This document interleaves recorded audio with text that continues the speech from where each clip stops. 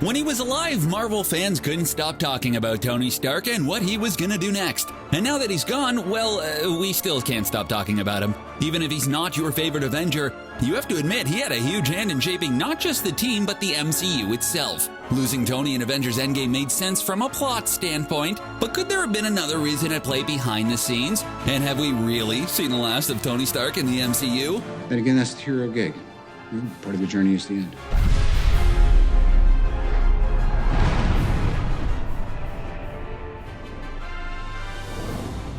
Before we get started talking about the tragic loss of the arguably great Tony Stark, let's talk about what a massive success Endgame was. Don't worry, we promise it's relevant. We're sure we don't have to tell you, our CBR viewers, what makes Marvel movies so great. There are compelling characters, amazing visuals, interesting storylines, and just the right amount of jokes and heartwarming moments. While some MCU films are better than others, the fact that Marvel Studios has managed to create a cinematic universe spanning over a decade is incredibly impressive. They definitely set high standards and generated an astonishing amount of hype for Avengers Endgame. Disney definitely went the extra mile to market it, and it was one of the most highly anticipated films in recent history. Overall, fans and critics alike love the movie, and that is abundantly clear when you see the box office gross. It's taken in over $2.8 billion worldwide. In just 11 days, it raced past Avengers Infinity War's entire run. Just how many box office records did it break? Well, let's just say the list of box office records set by Avengers Endgame literally have their own Wikipedia page. You can Google them on your own if you want, but maybe the biggest accomplishment is that it knocked reigning movie champ Avatar off its pedestal.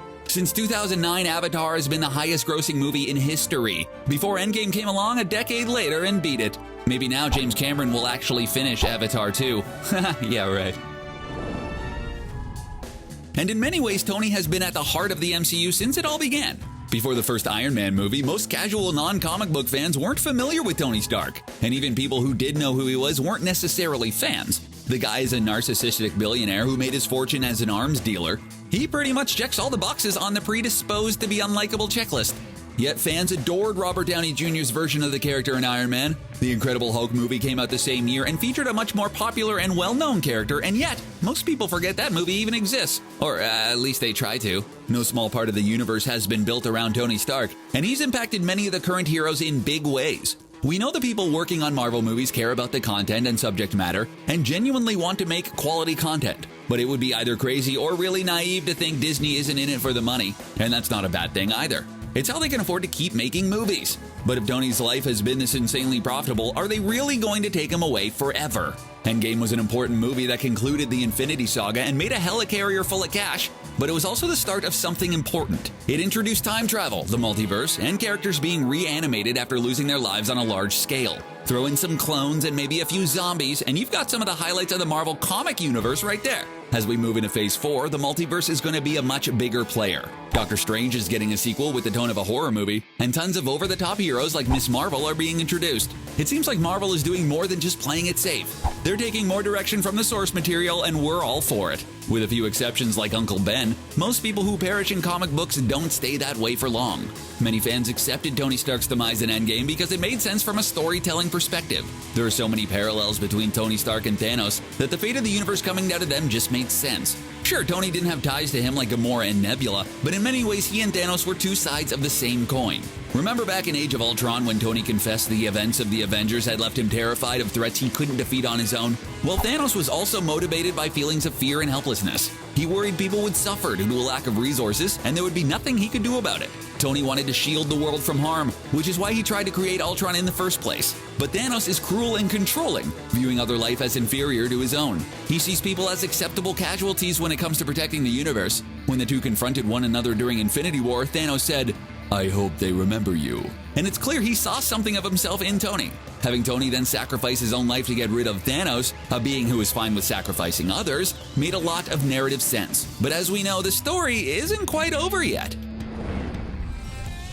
According to comic book expert Professor Chris Murray, heroes can be removed from the story for many reasons. Getting rid of a fan-favorite character is a great way to get people's attention, and it allows the creative team to mix things up and explore different dynamics. Just think, if Thanos hadn't tried to collect the Infinity Stones, we might never have gotten a chance to see Rocket and Thor team up.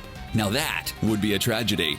Murray also points out that many comic book storylines are cyclical, and putting Tony on ice, so to speak, would allow him to be brought back at a later time. Is it possible that the reason Tony is gone is to combat the ever-present threat of superhero fatigue? We know it can be hard to remember a time before superheroes were part of the mainstream, but it's true. In the early 2000s, making movies like X-Men and Spider-Man were considered super risky moves. But when superheroes caught on, they caught on fast, and suddenly there were more caped crusaders on the big screen than some casual fans knew what to do with. Comic book storylines are cyclical, but so are pretty much all trends.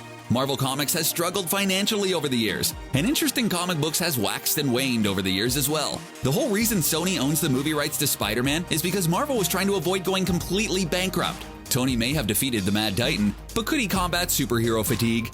Now imagine that superhero movies take a serious dip in popularity. Maybe all that stuff we're excited about seeing in Phase 4 just doesn't land and audiences lose interest. Hey, who knows how many classic Disney movies will be unnecessarily recreated in the next few years? Bringing Iron Man back at that point would have a much bigger impact than if he was still part of the MCU at that time. There may come a day when fans roll their eyes at the latest Marvel movie offerings, but if Tony Stark comes back, you know people are going to buy tickets. So it's possible that Tony's Endgame end isn't really his big goodbye. It's just a strategic retreat until he's needed. And he's done the old disappearing act many times in the comic books. There was the time he sustained some serious spinal damage that left him unable to use his armor. He did manage to fix his injuries, but also caused some fatal neurological degeneration that would claim his life. So what did he do? Well, he pretty much faked his own end and secretly entered a cryogenic state until another scientist could come along and clean up his mess. And you thought he was just a self-centered jerk in the MCU, huh? In The Crossing, Tony turns out to have been working for the evil Kang the Conqueror the whole time.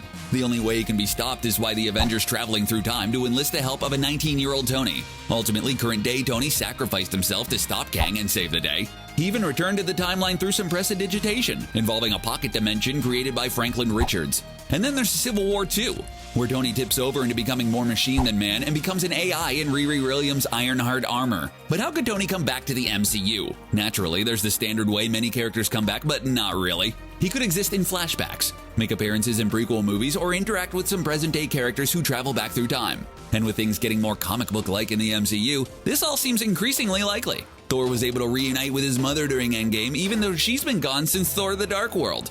Loki definitely looked pretty gone during Infinity War, yet we saw him escape to his own show on Disney Plus during Endgame. And then there's the Vision, who lost his life not once but twice during Endgame, and is also going to be on a show on Disney Plus. Seriously, at this point it might be more surprising if Tony really doesn't ever come back. He didn't even make it until the credits started rolling on Endgame before coming back. Well, kind of. After the big battle against Thanos and Tony's funeral, his family gathered to watch a hologram that he had prepared of himself just in case. This attempt at being proactive went over way better than Ultron, to say the least, and drove home the fact that Tony doesn't need a human body in order to make himself heard. In fact, him becoming more machine than human could be the key to him coming back. We know Tony left behind his protege Peter Parker. A big reason that he risked traveling through time in the first place was to bring Peter back. And the movie Spider-Man: Far From Home drove home the loss of Tony and how Spidey is struggling to fill his shoes while also living in his shadow. But he isn't the only character who could benefit from some sage wisdom and superhero know-how from good old Tony Stark. There are a few young superheroes that are going to be introduced to the MCU during Phase 4, including Miss Marvel, Kamala Khan, and Hawkeye, Kate Bishop. Many fans believe it's only a matter of time before we get a young Avengers movie, and maybe one of the young heroes to join the roster will be Riri Williams. Even Robert Downey Jr. said he thinks Ironheart should join the MCU as his character's replacement, and you don't get much better recommendation than that. If Tony comes back as an artificial intelligence, it could be a simple voice acting role for RDJ. Hey, voice acting's not that easy.